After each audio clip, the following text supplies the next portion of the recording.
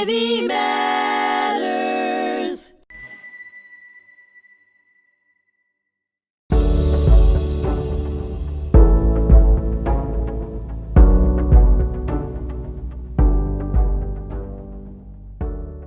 Thank you for joining me. I'm your host, Ken Schachter, and on today's episode of Disrupting Hate on hmTv, we'll be joined by my special guest, Rabbi Susie Moskowitz.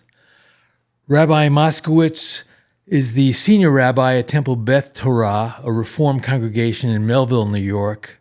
She also is the immediate past president of Long Island Board of Rabbis and a certified yoga instructor who blends the Eastern tradition with the study of Kabbalah.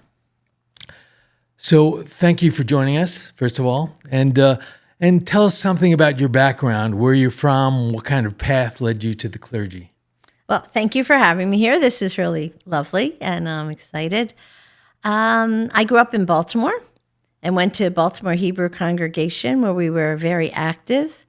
And one of the strange things in my story is that when I had my bat mitzvah, and then the next year, you could just go on to Hebrew high school at the temple, but I was drawn to going to a more intensive Hebrew high program at the Baltimore. It was then called Baltimore Hebrew College. It's now Baltimore Hebrew University. It was 3 days a week. Hebrew school had been 3 days a week back then, even at a Reform congregation. And I wanted to go. And my mom was so funny. She said, "Really? You want me to drive another carpool?" I'm like, something about it. And I love the learning, and I love the friends I made is why I stayed all the way through 12th grade. So I guess there was something at that time. I got very involved in youth group. MAFTI was what the Mid-Atlantic region was called. I think up here it was LIFTY at the time, and now it's all NIFTY, North American Federation of Temple Youth. And then I went to Duke University, and I was going to major in public policy. So you were with the Blue Devils back then. I was, and I was very sad at when they lost in the basketball tournament. But I didn't get my picks in on time, and I would have had them going to winning. So, but my daughter and my niece and nephew all went to Michigan, so I'm still a little happy. I'm happy about that. Okay, but it was sad. Yeah. So, and I actually didn't go to my 40th college reunion this past weekend, which that number is just mind-boggling to know how long ago this was. But I went to school, and public policy is very econ-heavy and interesting, but I'd wanted to do international relations and some things like that. The summer before, I'd been a camp counselor, a CIT, at a camp called Seafarer in North Carolina. And I'd been a camper there. And I asked my co-counselor, who were very good friends, who was a born-again Christian from Western North Carolina. I said, "Do you think I'm going to burn in hell?" And she said, "Yes." She still liked me. The rest of the summer happened, but I decided maybe this wasn't where I wanted to go to camp. So between that and getting to Duke and having grown up in Pikesville, which is a lot like saying on Long Island, you grew up in Great Neck or grew up in Jericho or grew up in Dix Hills, very heavily Jewish community. Okay. I actually went to Randallstown, if anyone's listening and cares. Being on Long Island, I rarely meet people who went to my high school, but every once in a while. And it was the first time, though, I really felt a minority as a Jew going to Duke. Subsequently at Duke, I did not feel that way once I pledged a sorority and got more involved and got involved in Hillel. But that first semester, so I was making a decision where to go to camp, and I applied to the national office for all the Reform movement camps. I had said I was very involved in youth group, and I ended up at the one in Mississippi. And, I too was a little surprised that there are Jews in Mississippi, and it draws from New Orleans and Memphis and Alabama, Mississippi, Arkansas. I know some of them are cities and some are states, but it was kind of that region. And I had fantastic. I went back 5 out of 7 summers down to Camp Jacobs in Utica, Mississippi. And I changed my major when I got back to school to a pre-rabbi major. Okay.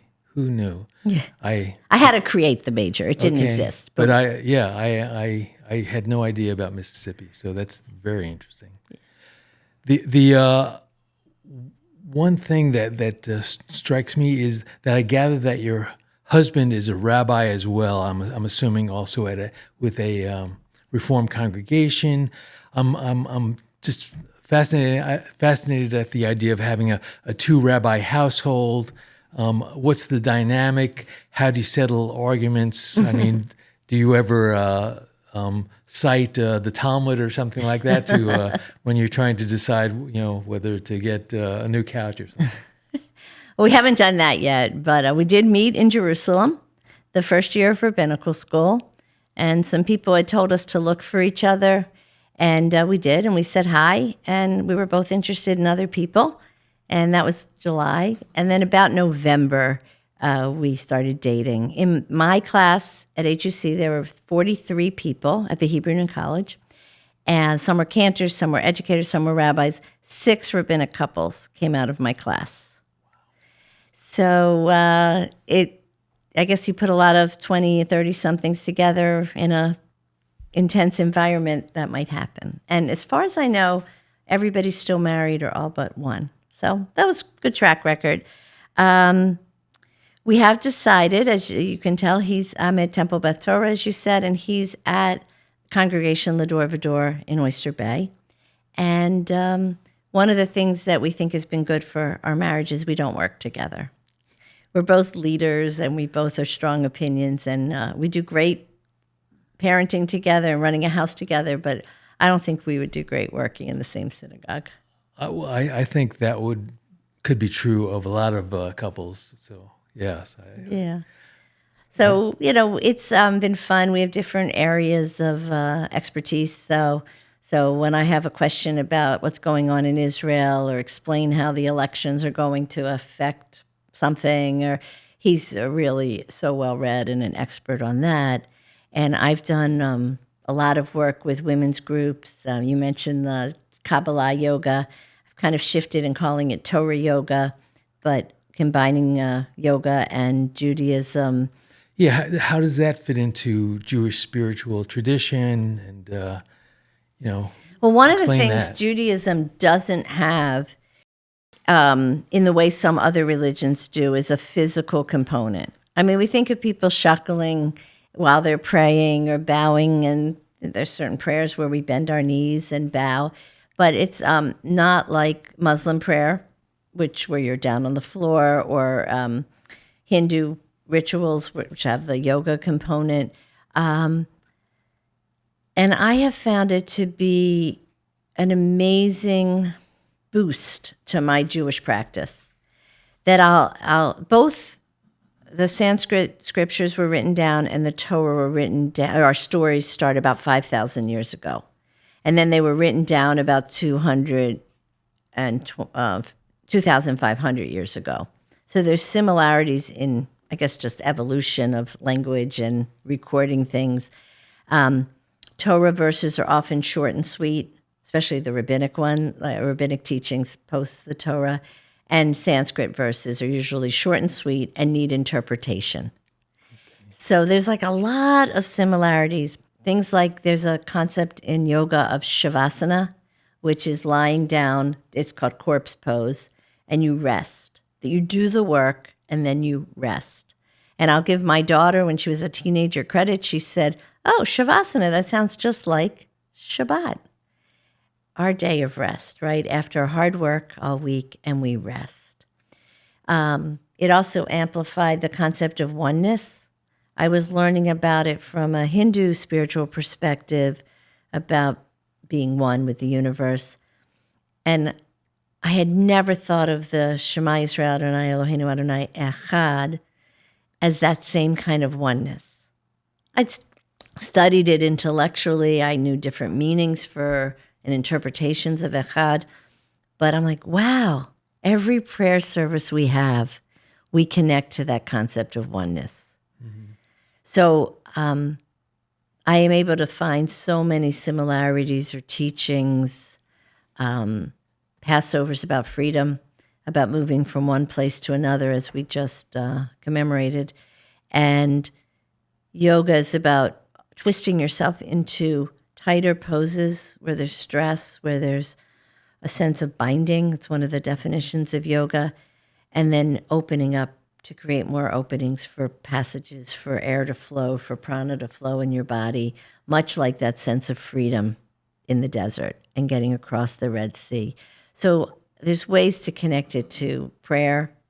Like if I want to do a prayer service for the Micha Mocha, I'll probably do a pose that puts you into a tight place and into an open place, because that's what we sang after we crossed the Red Sea.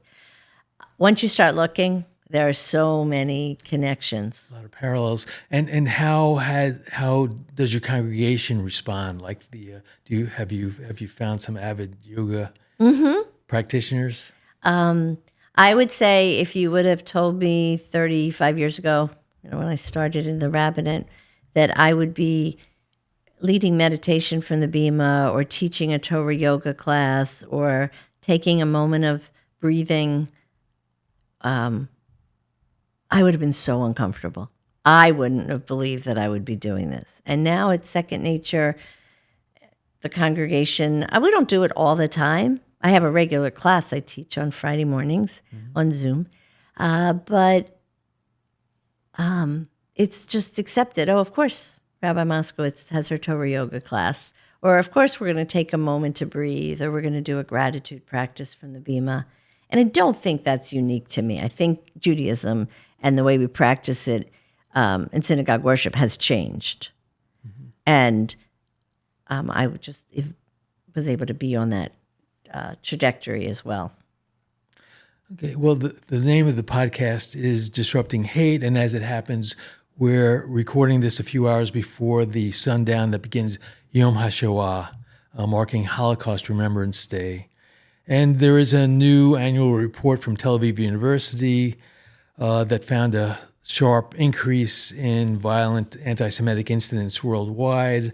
We've certainly not a shock to any of us, right? Not a shock. And this was in 2025, and of course the how is your work as a spiritual leader helping to disrupt hate?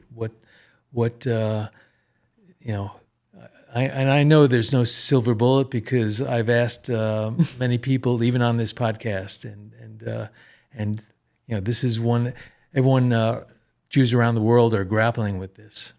I'm a firm believer in Bryan Stevenson's call for proximity. That we got to get in close, we got to know people, we have to talk to them, we have to connect on a very human level with people who are different from us. And we do a lot of bridge building in the synagogue. We have a lovely relationship with a Muslim mosque in Amityville, and have, especially with their women's group. So we've done Shabbat dinners where we invited our friends from the mosque and friends from a Catholic church down in Wyandanch that we do a lot of work with, and we shared. We've gone to programs at their places of worship, or I've participated in panels to teach about Judaism. Last time I went, I brought a Torah scroll with me, and because we were all asked to bring a Bible.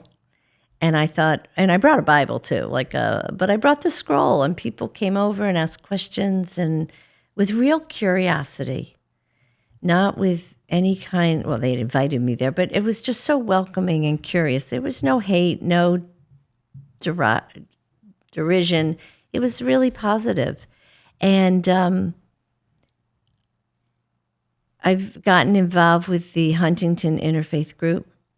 So we're trying to do more and more, and UJA Federation has put a lot of time and energy into creating an Interfaith Day of Prayer. They sponsored our Interfaith Retreat with the Huntington Clergy Association. So it's nice to have the support in addition to just trying to do this as a one-on-one effort. And I try to also, with the teens, try to create experiences for them as well. I would like to do some more work in that area. It seems to me that there may be two legs to this. One is sort of outreach, putting out statistics and trying to explain the Jewish way of life to people. And the other one, and some people are arguing this is what we should be doing, is to strengthen the ties, Jewish life itself. And I think some commentators have said what we are doing is not working, in that simply pointing out anti-Semitic incidents, it's whatever it is, it's not working. We should just focus on the inner core and try to maybe be better at that, better Jews, better inter-community relations. I think it's a yes and situation. Yes and. We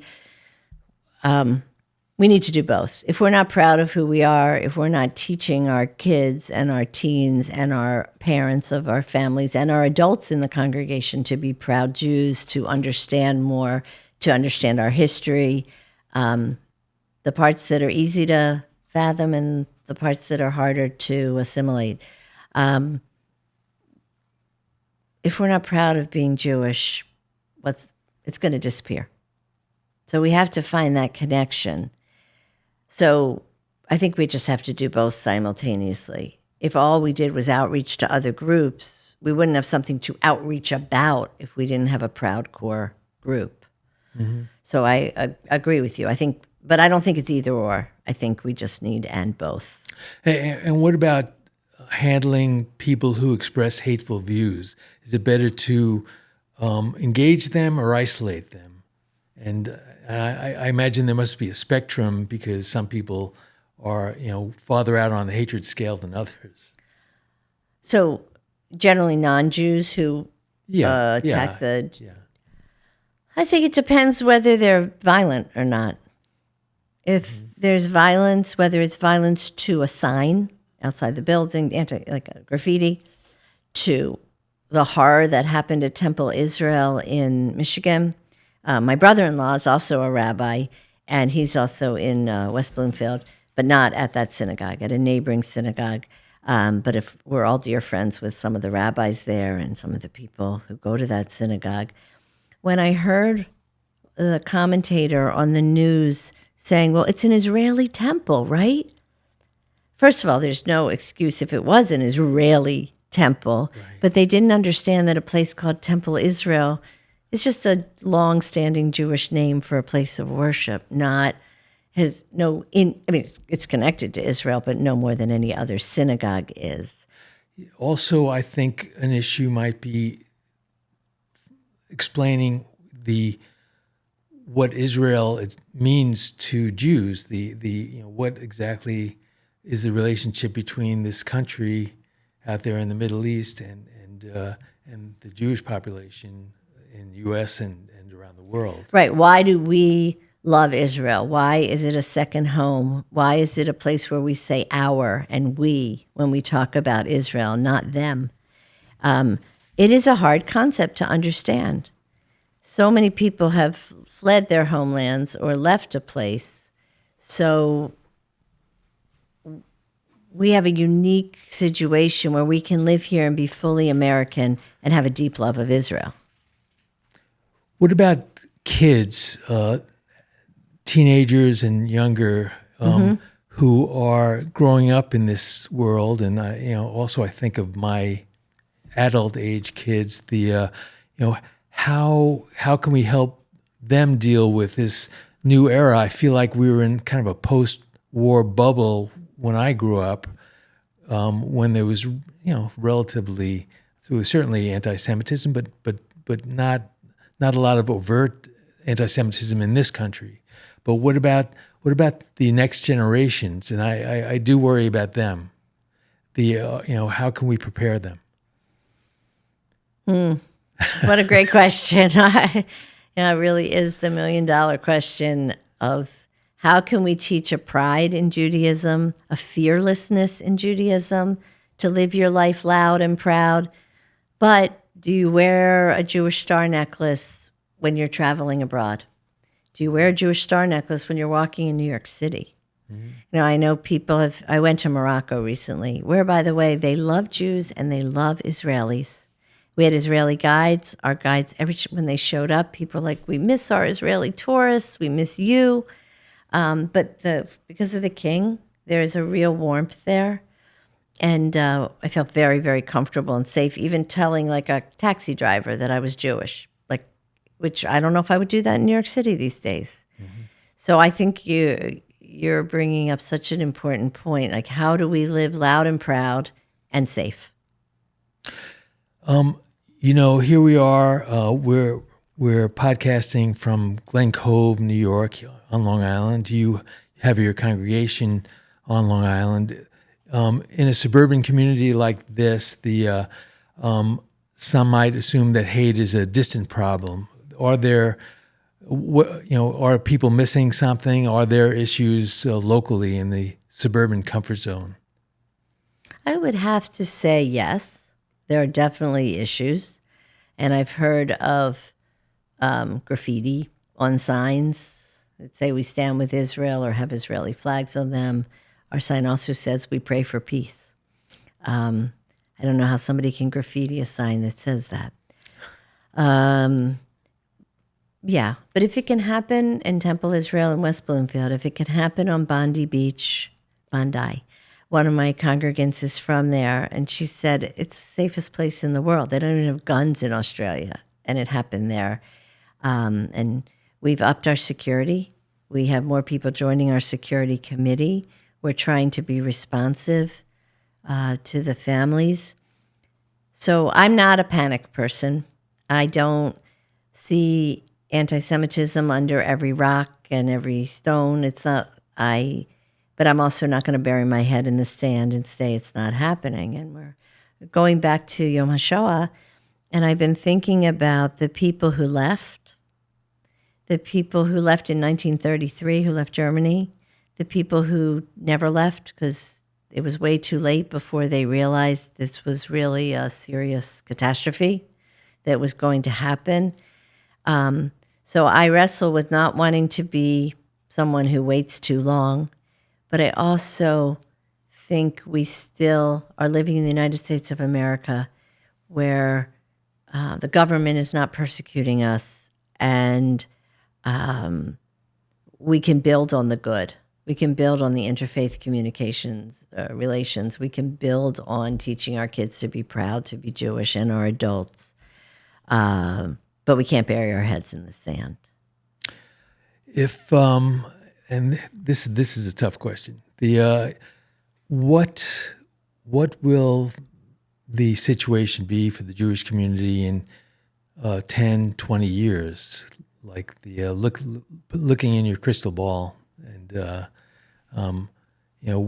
will they have the same kind of issues? Will we be grappling with the same things, or are there unknown unknowns that we haven't even thought of yet? I never would have predicted this rise in anti-Semitism that's happening now. Mm-hmm.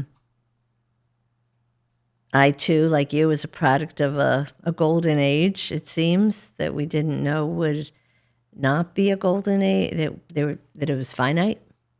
I mean, there was the back of my mind, I thought it was finite, that Jews were comfortable in Spain, Jews were comfortable in Germany, Jews were comfortable in, name a place, and are no longer there, or stop being comfortable. So I always thought about that. What a great question. What will be in 10, 15, 20 years? Oh my God, I don't know. I hope the planet's still here and thriving. I hope and pray the Jewish people are still thriving. I believe they will be. I believe there is a real connection and a love of Judaism, and that it inspires people to live their best lives. I also believe the state of Israel will be here, but it might look different than it does now. There might be a switch in demographics. There might have to be a switch in the Jewish majority there, or the way that that's done. I wish I could answer the question, with a more definitive answer, but things are changing so fast. In the 90s, that's the early 90s are pre the internet as we know it, or pre Twitter, or X, or pre Instagram. This fast, speedy sense of getting information, of news being more biased than factual. This is a real change you and I have seen in our lifetime, and I always hope and pray that the next generation has tools that we didn't even know we needed to have to combat whatever comes up or to deal with it. Hopefully, they don't have to combat it, but deal with it. Fair enough. I think that was a good answer, and actually, it turns out our time is up. So, thank you for tuning in to this episode of Disrupting Hate on hmTV. Many thanks to our guest, Rabbi Susie Moskowitz, for sharing her insights. The episode was directed by Bernie Furshpan. Be sure to subscribe, share, and stay connected for more engaging conversations. And until next time, take care and be well.